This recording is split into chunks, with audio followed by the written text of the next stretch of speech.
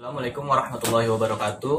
Perkenalkan, nama saya Ilham. Saya dari Universitas Islam Syekh Yusuf, Kota Tangerang, dari kelas 1B Ilmu Komunikasi. Di sini saya akan mempresentasikan komunikasi dalam organisasi. Puji dan syukur kita panjatkan atas kehadirat Tuhan Yang Maha Esa, karena atas nikmat dan karunia kita dapat menyelesaikan makalah tentang komunikasi dalam organisasi. Atas nikmat yang diberikan pula kita dapat mempelajari dan mengetahui ilmu yang belum kita ketahui.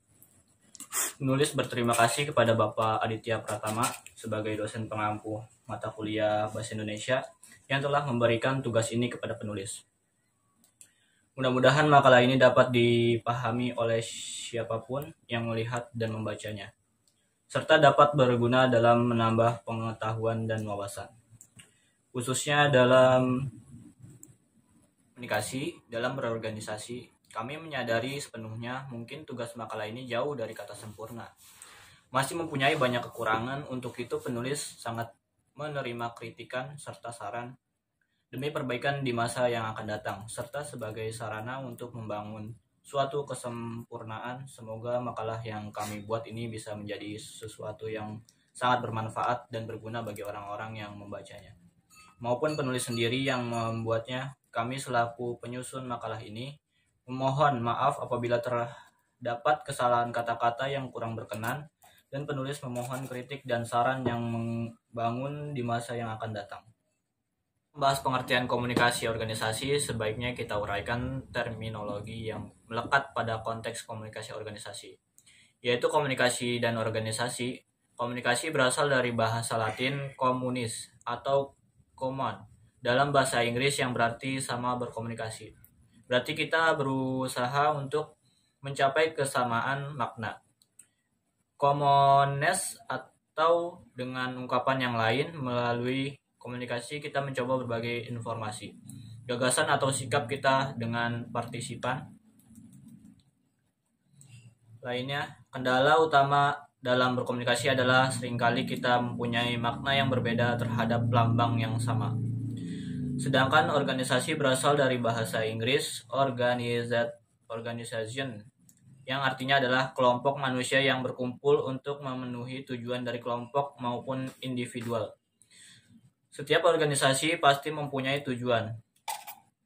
Ada dua tipe organisasi, yaitu organisasi formal dan organisasi informal. Organisasi formal adalah organisasi yang dibentuk dengan keanggotaan yang jelas, tujuan yang jelas, tanggung jawab antara kelompok yang jelas, dan pengrekrutan kelompok yang jelas. Contoh organisasi formal di dalam lingkungan Universitas Gunadarma adalah Badan Eksekutif Mahasiswa, atau yang disingkat dengan BEM. Adapun organisasi yang informal, yaitu organisasi yang hanya bersifat sementara dan tidak mempunyai tujuan yang real. Contohnya makan malam sesama anak sistem informasi. Manusia adalah makhluk monodualisme, yaitu manusia sebagai makhluk individu dan manusia sosial. Karena manusia adalah makhluk sosial, manusia pasti membutuhkan manusia lainnya untuk bersosialisasi dan berinteraksi sebagai kelompok. Hal ini merupakan suatu hakikat bahwa sebagian besar pribadi manusia terbentuk dari hasil integrasi sosial dengan sesama dalam kelompok dan masyarakat. Di dalam kelompok atau organisasi itu selalu terdapat bentuk kepemimpinan yang merupakan masalah penting untuk kelangsungan hidup kelompok, karena bila tidak ada pemimpin maka tidak ada yang dapat mengatur kelompok atau organisasi tersebut.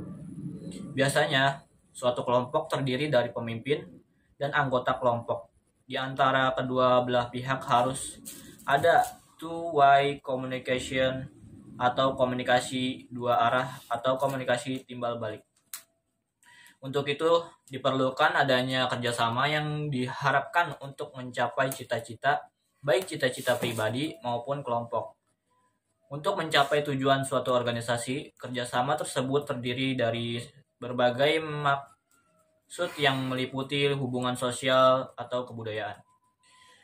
Hubungan yang terjadi merupakan suatu proses adanya suatu keinginan masing-masing individu. Suatu hasil yang nyata dan dapat memberikan manfaat untuk kehidupan yang berkelanjutan. Jenis-jenis komunikasi. Yang pertama, komunikasi antar pribadi. Komunikasi ini penerapannya antara pribadi atau individu dalam usaha menyampaikan informasi yang dimaksudkan untuk mencapai kesamaan pengertian sehingga dengan demikian dapat tercapai keinginan bersama. Yang kedua, komunikasi kelompok. Pada prinsipnya, dalam melakukan suatu komunikasi yang ditekankan adalah faktor kelompok, sehingga komunikasi menjadi lebih luas dalam usaha menyampaikan informasi. Komunikasi dalam kelompok tidak seperti komunikasi antar pribadi. Yang ketiga, komunikasi massa. Komunikasi massa dilakukan dengan melalui alat, yaitu media massa yang meliputi cetak dan elektronik. Dalam melakukan komunikasi organisasi, Stewart, L. Tubbs, dan Sylvia Moss dalam Human Communication menguraikan adanya 3 model dalam komunikasi.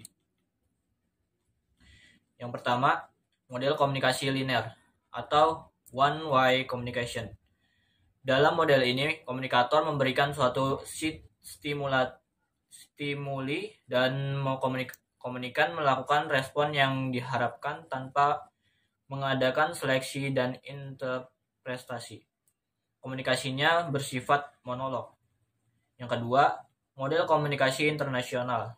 Model komunikasi interaksional.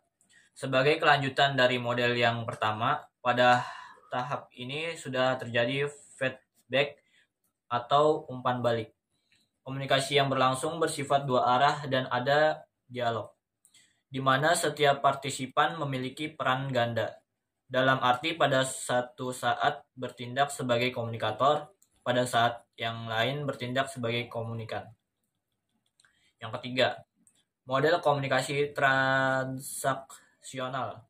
Dalam model ini, komunikasi hanya dapat dipahami dalam konteks hubungan atau relationship dalam antara 2 orang atau lebih. Pandangan ini melakukan bahwa semua perilaku adalah komunikatif. Tidak ada satupun yang tidak dapat dikomunikasikan. Mengenai organisasi, salah satu definisi menyebutkan bahwa organisasi merupakan satu kumpulan atau sistem individual yang melalui suatu hierarki atau jenjang dan pembagian kerja, berupaya mencapai tujuan yang ditetapkan. Dari batasan tersebut dapat digambarkan bahwa dalam satu organisasi masyarakat, yang pertama, adanya satu jenjang jabatan ataupun kedudukan yang memungkinkan semua individu dalam organisasi tersebut memiliki perbedaan posisi yang jelas, seperti pemimpin, staf, pemimpinan, dan karyawan. Yang kedua, adanya pembagian kerja dalam arti setiap orang dalam sebuah institusi, baik yang komersial maupun sosial, memiliki satu bidang pekerjaan yang menjadi tanggung jawab dalam organisasi. Dalam suatu organisasi, baik yang berorientasi komersial maupun sosial, komunikasi dalam organisasi atau lembaga tersebut akan melibatkan 4 fungsi, yaitu yang pertama, fungsi informatif. Organisasi dapat dipandang sebagai satu sistem pemrosesan informasi atau information processing system.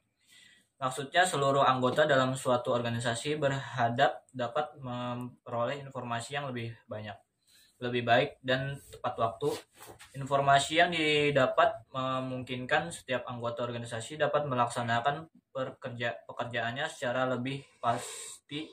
Informasi pada dasarnya dibutuhkan oleh semua orang yang mempunyai perbedaan kedudukan dalam suatu organisasi. Orang-orang dalam tataran manajemen membutuhkan informasi untuk membuat suatu kebijakan organisasi ataupun guna mengatasi konflik yang terjadi di dalam organisasi. Sedangkan karyawan membutuhkan informasi tentang jaminan keamanan, jaminan sosial dan kesehatan, izin cuti, dan sebagainya. Yang kedua, fungsi regulatif. Fungsi regulatif ini berkaitan dengan peraturan-peraturan yang berlaku dalam suatu organisasi. Pada semua lembaga atau organisasi ada dua hal yang berpengaruh terhadap fungsi regulatif ini, yaitu yang pertama, atasan atau orang-orang yang berada dalam tataran manajemen, yaitu mereka yang memiliki kewenangan untuk mengendalikan semua informasi yang disampaikan. Di samping itu, mereka juga mempunyai kewenangan untuk memberikan instruksi atau perintah, sehingga dapat struktur organisasi kemungkinan mereka ditempatkan pada lapis atas atau position of authority, supaya perintah-perintahnya dilaksanakan sebagai semestinya. Namun demikian, sikap bahwa untuk menjelaskan perintah banyak bergantung pada keabsahan pimpinan dalam menyampaikan perintah, kekuatan pemimpin dalam memberi sanksi, kepercayaan bahwa terhadap atasan sebagai seorang pemimpin sekaligus sebagai pribadi. 2. Berkaitan dengan pesan atau message. Pesan-pesan regulatif pada dasarnya berorientasi pada kerja. Artinya, bawahan membutuhkan kepastian peraturan-peraturan tentang pekerjaan yang boleh atau tidak boleh untuk dilaksanakan. Yang ketiga, fungsi persuasif. Dalam mengatur suatu organisasi, kekuasaan dan kewenangan tidak akan selalu membawa hasil sesuai dengan yang diharapkan. Adanya kenyataan ini, maka banyak pemimpin yang lebih suka untuk mempersuasi bawahannya daripada memberi pemerintah. Pimpinan yang lebih suka untuk mempersuasi bawahannya daripada memberi perintah. Sebab pekerjaan yang dilakukan secara sukarela oleh karyawan akan menghasilkan kepedulian yang lebih besar dibanding kalau pimpinan sering memperlihatkan kekuasaan dan kewenangannya. 4. Fungsi integratif. Setiap organisasi berusaha menyediakan saluran yang memungkinkan karyawan dapat dilaksanakan tugas dan pekerjaan dengan baik. Ada dua saluran komunikasi formal seperti penerbitan khusus dalam organisasi tersebut atau newsletter, bulletin, dan laporan kemajuan organisasi, juga saluran komunikasi informal seperti perbincangan antar pribadi selama masa istirahat kerja, pertandingan olahraga, ataupun kegiatan dharma wisata. Pelaksanaan aktivitas ini akan menumbuhkan kegiatan untuk berpartisipasi yang lebih besar dalam diri karyawan terhadap organisasi. Kurang lebihnya mohon maaf. Wabillahi taufiq wal hidayah. Wassalamualaikum warahmatullahi wabarakatuh.